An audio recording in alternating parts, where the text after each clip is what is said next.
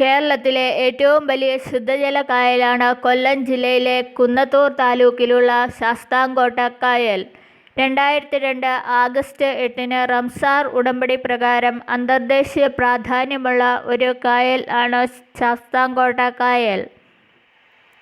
കേന്ദ്ര തണ്ണീർത്തട സംരക്ഷണ പരിപാലന ചട്ടങ്ങൾ 2010 ഷെഡ്യൂളിൽ ഈ തടാകത്തെ ഉൾപ്പെടുത്തിയിട്ടുണ്ട്. ഈ കായലിന് 8 ചതുരശ്ര മൈൽ വിസ്തീർണം ഉണ്ട്. ശാസ്താംകോട്ട ക്ഷേത്രം സ്ഥിതി ചെയ്യുന്നത് ഈ കായലിൻ്റെ അടുത്ത് ആണ്.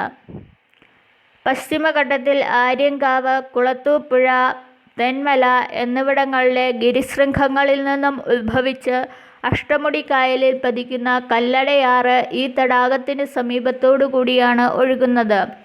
കല്ലടയാറിൻ്റെ പതനമുഖവും ഈ തടാകത്തിന് സമീപത്ത് ആണ്. ഈ തടാകത്തിൻ്റെ പരമാവധി ആഴം 15.2 മീറ്ററും ഉപരിതല ഉയരം 33 മീറ്ററും ആണ്.